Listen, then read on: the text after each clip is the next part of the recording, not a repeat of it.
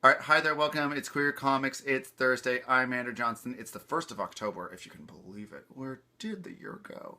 The year is over now. The year is basically over. Let's all just have a nap and ride it out until fucking January, because fuck. The topic this week is pet peeves. I have a few. So, in no particular order, well, from greatest to least? No, because they're all the greatest. They're all the great. All of these pet peeves are, they peeve. They peeve the living fuck out of me. Firstly, one huge pet peeve of mine is when people repeat things that they think are funny and relate to you. Like when people repeat pleasantries. When people see you and they're like, oh, here this guy or girl comes and oh, this is our sort of like shared inside joke, that sort of a thing, and they just keep on repeating them to you. Like just any repetitive thing that people think is like a crowd pleaser, like that sort of a thing. What I will use as an example is that I have a neighbor.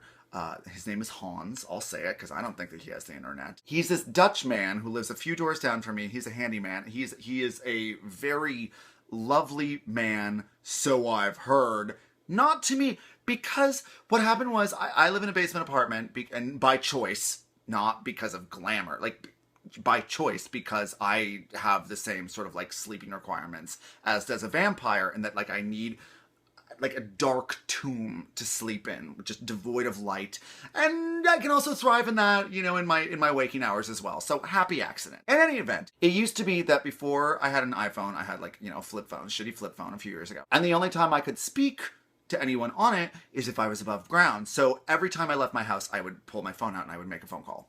Because, this is back when T9 text still was the predominant thing. So I would always pull out my phone. And so eventually after I got an iPhone and I had the, you know, advanced technology, the wherewithal technologically to speak to people on my phone, I ceased doing that. And so then every time I'd be walking to the subway, he would see me and go, oh, where's your phone? Because that's all he knew of me was before, is that every time I was on my phone. So he'd be like, oh, where's your phone? I'd be like, oh, oh no, I'm able to, yeah, whatever. So then that was the first time it happened. I, you know, entertained it. I humored it.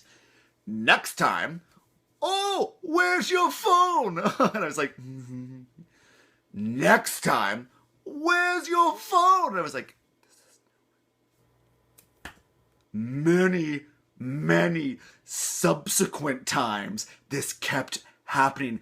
That drives me fucking, and I needed to speak with him one day and say, you know, it might have been kind of funny once, but like now it's beyond, it's light years lost from having its charm.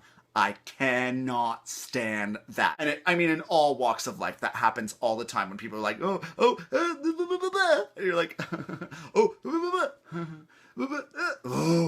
that drives me nuts. But, you know, I will have a talking to with people who do that. So, whatever. Another pet peeve that I have, when hot straight guys are modest, what?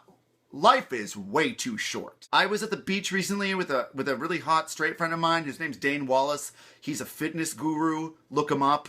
He just launched a new website. It's great. But I was just at the beach recently, and at the denouement of our beach day, I was like, Dane, take those boarding shorts off. Because he was wearing underwear underneath that, and he was wearing boarding shorts. Because straight guys always wear boarding shorts, not realizing it does nothing for you. It does nothing for your figure. And I was like, Dane, take them off. He's like, no, what? I was like, no, take those off. Let me take a picture. Send them to your main bitch right now, or the girl that you're seeing. And he was like, no, and I'm just like, okay, you don't understand. You don't understand that, number one, right now, you look amazing.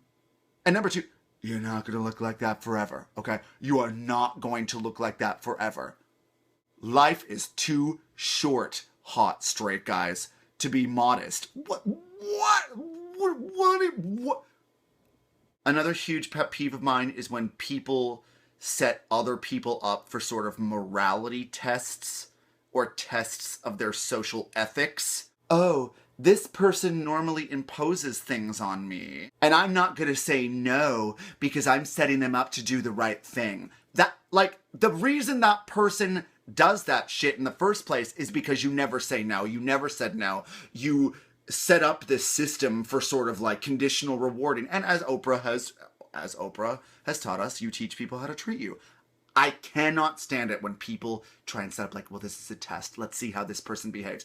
Oh, they took advantage of the situation because that's all they've ever done, because I've never provided any sort of like externalized disapproval. Oh, that drives me nuts. That drives me nuts. That drives me nuts. Pet peeve: when people use customer service experiences as their time to shine. Usually they're elderly people who this is their social experience of the day, really. And, you know, that's sad and that's too bad. But, like, really, you're a pirate of my convenience. Like, I remember once being behind this woman who was trying to return a toothbrush at this drugstore on credit. And she was just drawing it out so much because this was her time to shine that day.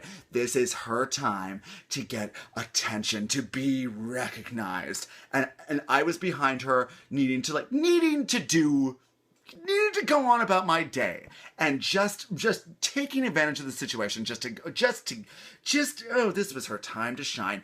Oh, that fucking drives me fucking nuts. Pet peeve: when people super obviously plan their entrances to social situations. Oh, I can smell that fucking a million miles away. Oh, like when people come in being like, so, announcement, I just had an abortion, or something like that. And it's just super unorganic. Like, it's super manufactured. You can just tell, oh, so that kind of goes part and parcel with the last thing that I was doing. You can't, God. It takes a very skilled person to be able to plan their entrances into a situation, i.e. me. If you would like to see how that is done, recently I was at a party where we were all on the rooftop and two people brought their dogs. One was this white, I don't know, mongrel. One was this black dog, and they had to separate them because they kept on attacking each other, or the white dog kept on attacking the black dog. So they put the black dog in the bedroom and they put the white dog like in the other room, and the white dog kept on trying to get in, and then I went in to get more wine. As I came back out, because the white dog was like, yep, wanted in there with the other dog. And so then I went out on the rooftop to make my re-entrance, and I said, well, geez, I told them it was separate but equal, and the white one had a problem. And everyone laughed. That is how you make an entrance. Huge pet peeve: people who don't know how to tell stories. People who take too long to tell stories, and then when they finally muddle through the story, there is no poetic justice. OCD people, and I don't know if this is a pet peeve so much as it's just I'm the personality type that can really hone in on the specific species, I guess, of OCD. And so I will do the exact opposite of what their OCD kind of demands. For instance, I had this housemate back in university who had a very specific rule about having too many pairs of shoes at the door. And so as soon as she was like, so guys, we like can't have more than 2 pairs of shoes at the door. I was like, yeah, no problem, got it. And I just preternaturally would leave all of my shoes at the door, all of them at the door. And like, it wasn't deliberate. I was just like, yeah, got it. Oh, does that bother you? I'm sorry. So, I don't know what that is. It's probably like reverse OCD on my part, whatever. Pet peeve. So that's that. I think we can all agree that was worthwhile. Anyway, thank you so much for watching this week. Gal power.